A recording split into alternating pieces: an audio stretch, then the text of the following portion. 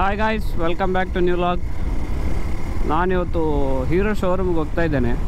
ಯಾಕಂದರೆ ನನ್ನ ಬೈಕಿನ ಫಸ್ಟ್ ಪಾರ್ಟಿ ಇನ್ಶೂರೆನ್ಸು ನಾಲ್ದು ಒಂದು 3 ಡೇಸಲ್ಲಿ ಎಕ್ಸ್ಪೈರ್ ಆಗ್ತಾ ಉಂಟು.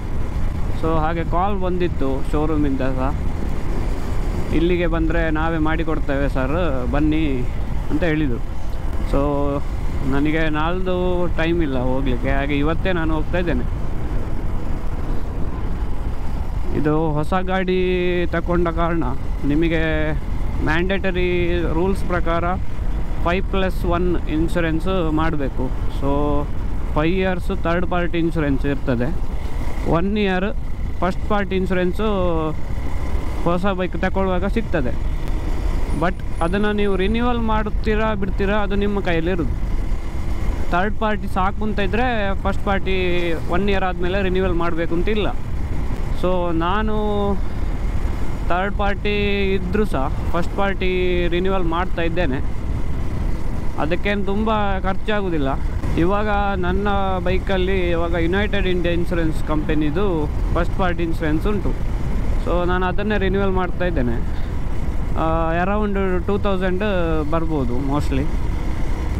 ಮತ್ತು ವೆಹಿಕಲ್ಗೆ ಇನ್ಶೂರೆನ್ಸ್ ಮ್ಯಾಂಡೇಟರಿ ಆಗಿರೋದ್ರಿಂದ ಥರ್ಡ್ ಪಾರ್ಟಿ ಇದ್ದರೂ ಸಹ ಫಸ್ಟ್ ಪಾರ್ಟಿ ನಮ್ಮ ಬೈಕಿಗೆ ಇದ್ದರೆ ಒಳ್ಳೆಯದೇ.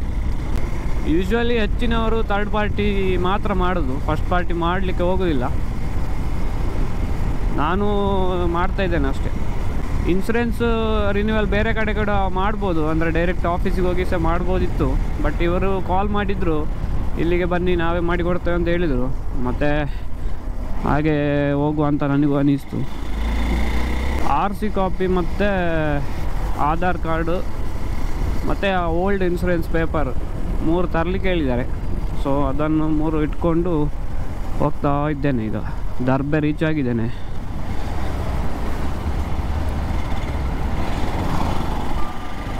ಇಲ್ಲಿ ಪ್ಯಾಚ್ ವರ್ಕ್ ಮಾಡಿದ್ದಾರೆ.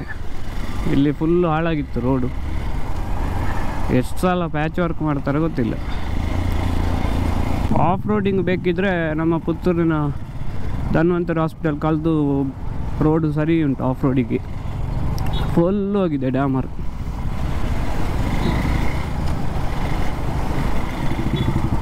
ದೊಡ್ಡ ದೊಡ್ಡ ಗುಂಡಿಯಾಗಿದೆ. ಎಸ್, ನಾನು ಇವಾಗ ಅರುಣ ಸರ್ಕಲ್ಗೆ ಬಂದೆ. ಸೊ ಇನ್ನೇನಿಲ್ಲ, ಇನ್ನು ಸ್ವಲ್ಪ ಹೊತ್ತಲ್ಲಿ ಶೋರೂಮ್ ಬರ್ತದೆ. ಡೈರೆಕ್ಟ್ ಶೋರೂಮ್ನೊಳಗೆ ಹೋಗಿ ಇನ್ಶೂರೆನ್ಸ್ ರಿನ್ಯೂವಲ್ ಮಾಡಿ ಆಮೇಲೆ ಸಿಗ್ತೇನೆ. ಇದುವೇ ಲೆಫ್ಟ್ ಸೈಡಿಗಿರೋದೆ Hero showroom. A few moments later. Guys, Hero ಶೋರೂಮಿಗೆ ಹೋಗಿ ಅಲ್ಲಿ ಡಾಕ್ಯುಮೆಂಟ್ಸ್ ಎಲ್ಲ ಕೊಟ್ಟೆ. ಅವರಲ್ಲಿ ಇನ್ಶೂರೆನ್ಸ್ ಮಾಡುವವರು ಎಲ್ಲಿಗೋ ಹೊರಗೆ ಹೋಗಿದ್ದಾರಂತೆ. ಸೊ ಸ್ವಲ್ಪ ಆಮೇಲೆ ಬನ್ನಿ ಅಂತ ಹೇಳ್ತಿದ್ದಾರೆ. ಅವರು ಎಕ್ಸಾಕ್ಟ್ಲಿ ಟೈಮ್ ಹೇಳಲಿಲ್ಲ ಎಷ್ಟೊತ್ತಿಗೆ ಆಗ್ಬೋದು ಅಂತ. ಸೊ ಇವಾಗ ನಾನು ಸ್ವಲ್ಪ ಬೇರೆ ಕೆಲಸ ಉಂಟು, ಹಾಗೆ ಅದಕ್ಕೆ ಹೋಗ್ತಾ ಇದ್ದೇನೆ. ಅದಾದಮೇಲೆ ಒಂದು ಕಾಲ್ ಮಾಡಿ ಕೇಳೋದು ಇನ್ಶೂರೆನ್ಸ್ ಆಯಿತಾ ಅಂತ. ಆಗಲಿಲ್ಲದಿದ್ದರೆ ನಾಳೆ ವಾಪಸ್ ಬರಬೇಕು. ನಾಳೆ ವಾಪಸ್ ಬಂದು ಪ್ರಿಂಟೌಟ್ ಕಲೆಕ್ಟ್ ಮಾಡಿಕೊಳ್ಬೇಕು. ಪೇಮೆಂಟ್ ಕೂಡ ಈಗ ಮಾಡಲಿಲ್ಲ ನಾನು. ನಾಳೆ ಮಾಡಿದರೆ ಅಥವಾ ನೆಕ್ಸ್ಟ್ ಬರುವಾಗ ಮಾಡಿದರೆ ಸಾಕು ಅಂತ ಹೇಳಿದರು ಅವರೇ. ಫೋಟೋ ಎಲ್ಲ ತಗೊಂಡು ಡಾಕ್ಯುಮೆಂಟ್ಸ್ ಎಲ್ಲ ತಗೊಂಡಿದ್ದಾರೆ. ಒಮ್ಮೆಗೆ ಆಗಿದ್ದರೆ ಒಳ್ಳೆಯದಿತ್ತು ಕೆಲಸ. ಗೈಸ್, ನಾನು ಹೀರೋ ಶೋರೂಮಿಗೆ ಕಾಲ್ ಮಾಡಿದೆ. ಅವ್ರು ಹೇಳಿದರು ಮಧ್ಯಾಹ್ನ ಮೇಲೆ ಆಗ್ಬೋದು, ನೀವು ಮಧ್ಯಾಹ್ನ ಮೇಲೆ ಬರ್ತೀರಾ ಅಂತ ಕೇಳ್ತಿದ್ದಾರೆ. ನನಗೆ ಮಧ್ಯಾಹ್ನ ಮೇಲೆ ಬರಲಿಕ್ಕೆ ಆಗೋದಿಲ್ಲ. ಹಾಗಾಗಿ ಇನ್ನು ನಾಳೆ ವಾಪಸ್ ಇನ್ಶೂರೆನ್ಸ್ ಕಲೆಕ್ಟ್ ಮಾಡಲಿಕ್ಕೆ, ಇನ್ಶೂರೆನ್ಸ್ ಪೇಪರ್ ವರ್ಕ್ ಕಲೆಕ್ಟ್ ಮಾಡಲಿಕ್ಕೆ ಹೋಗ್ಬೇಕಷ್ಟೆ. ನಾಳೆ ಇನ್ನು ವಾಪಸ್ಸು ಇನ್ಶೂರೆನ್ಸ್ ಪೇಪರ್ ವರ್ಕ್ ಎಲ್ಲ ಕಲೆಕ್ಟ್ ಮಾಡಲಿಕ್ಕೆ ಹೋಗಬೇಕು. ಇವತ್ತೆಲ್ಲ ಕೆಲಸ ಆಗಿದ್ದಿದ್ರೆ ಒಳ್ಳೆಯದಿತ್ತು.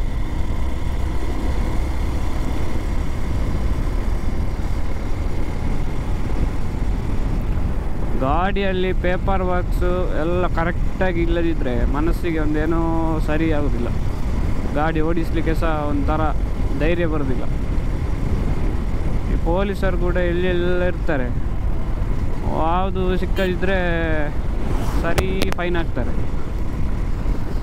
ಮತ್ತು ಇನ್ನೊಂದು ವಿಷಯ ಅಂದರೆ ಗಾಡಿಯಲ್ಲಿ ಕರೆಕ್ಟಾಗಿ ಡಾಕ್ಯುಮೆಂಟ್ಸ್ ಇದ್ದರೆ ಏನಾಗೋದಿಲ್ಲ. ಯಾವಾಗ ನಮ್ಮ ಹತ್ರ ಗಾಡಿಯಲ್ಲಿ ಡಾಕ್ಯುಮೆಂಟ್ಸ್ ಇರೋದಿಲ್ಲ ಆವಾಗಲೇ ಪೊಲೀಸರು ಸಿಕ್ಕೋದು, ಇಲ್ಲದಿದ್ದರೆ ಇದು ಏನಾದರೂ ಇನ್ಶೂರೆನ್ಸ್ ಲ್ಯಾಪ್ಸ್ ಆಗುವಾಗಲೇ ಪ್ರಾಬ್ಲಮ್ ಶುರುವಾಗೋದು. ಹಾಗಾಗಿ ಇನ್ಶೂರೆನ್ಸು, ಎಮಿಷನ್ನು ಎಲ್ಲ ಕರೆಕ್ಟ್ ಇರಬೇಕು. ಅಪ್ಕಮಿಂಗ್ ಡೇಸಲ್ಲಿ ಒಳ್ಳೊಳ್ಳೆ ವ್ಲಾಗ್ಸ್ ಬರಲಿಕ್ಕುಂಟು. So stay tuned. ಸಬ್ಸ್ಕ್ರೈಬ್ ಮಾಡದೆ ನೋಡ್ತಿದ್ರೆ ಸಬ್ಸ್ಕ್ರೈಬ್ ಮಾಡಿ guys. See you in next video. Bye.